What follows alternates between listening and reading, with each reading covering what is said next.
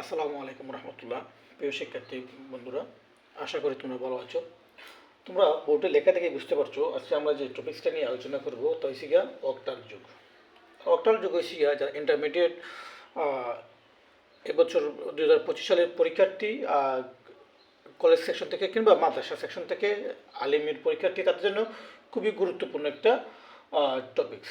Binary যুগ বিয়োগ, octal যুগ বিয়োগ খুবই গুরুত্বপূর্ণ একটা টপিক্স। সেই ধারাবাহিকতায় আজকে আমরা আলোচনা করব যে অক্টাল যুগ নিয়ে। তো আমরা জানি অক্টালের সংখ্যা থেকে আপনার 0 থেকে 7 পর্যন্ত, এই 8টা সংখ্যা থেকে অক্টালের, তার মানে এই 8 হচ্ছে গিয়ে অক্টালের বেস।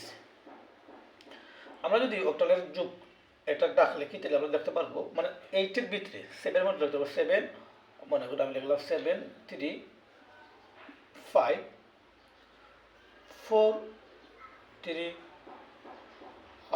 6। আমরা যোগ করব অক্টাল যুগ। অক্টাল যুগ বলতে আমরা যে সাধারণত যে যোগ করি ডেসিমালের, ওই যুগের মতনই, এর চেয়ে ব্যতিক্রম কোনো কিছু না।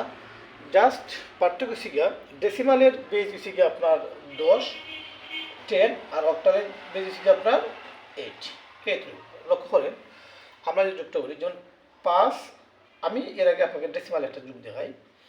মনে করেন আমরা ওই যুগটাই ডেসিমালে করি,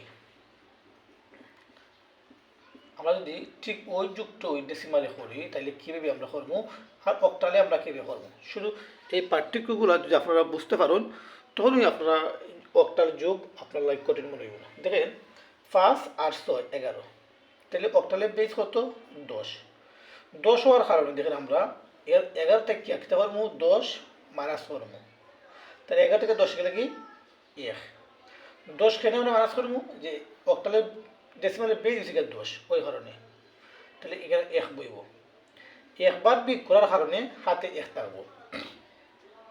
ঠিক এইভাবে আপনি যতবার বিগ করবেন ঠিক ততবার হাতের 1 থাকবে। এটা গিয়া একটা প্রক্রিয়া। আর আরেকটা প্রক্রিয়া হয়েছে যে আপনি এখানে যা আছে, যেমন আপনি যোগ করে যা পাইছেন, এখানে আমি 11 পাইছি, 11কে আপনি 10 দ্বারা ভাগ করবেন। ভাগ করলে 10-কে 10, 11 থেকে 10 গেলে কি 1। এটার সিস্টেম হচ্ছে গিয়া এখানে ভাগ শেষ যা থাকবে তা এখানে বসবে, এখানে বসবে, আর ভাগ ফল যা আছে তা হাতে থাকবে। এখন শিক্ষার্থীর যে নিয়ম ভালো লাগে তা ওই নিয়মেই করতে পারে। আমার কাছে মনে হয় আপনার ভাগ প্রক্রিয়া করলেই ভালো হইব, কারণ হচ্ছে কি যখন সংখ্যা বড় হইব হাতের যা ভাগ ফল যা থাকবে তাই হাতে থাকবে। আর বিগ করলে আপনি যদি 2বার বিগ করেন, একবার যদি বিগ ফল মানে আপনার মনে না থাকে, তখন আপনার অঙ্কুরে খাতা থাকবে। ঠিক আছে, কীভাবে 5 আর 6 11, তাহলে দেখেন আমি 11 মাইনাস 8, এখান থেকে 8 গেলে কি 3, এখানে বসবে 3। আমি যদি ভাগ প্রক্রিয়া করি তাহলে 8-কে 8 আর ভাগ শেষ 3, এই 3টা বসবে এখানে, আর ভাগ ফল যেটা এটা থাকবে আমার হাতে। 3 আর 3 6 আর হাতে 7, 7 তো আমার সংখ্যা আছেই, বিদায় 7 বসলো।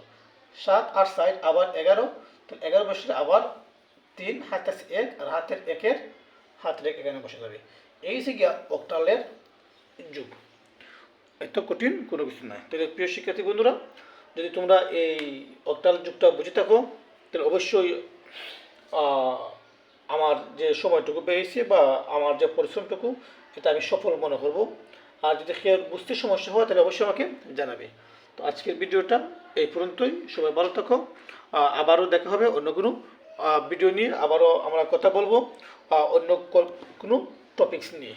এই পর্যন্ত সবাই ভালো থাকো, আল্লাহ হাফিজ।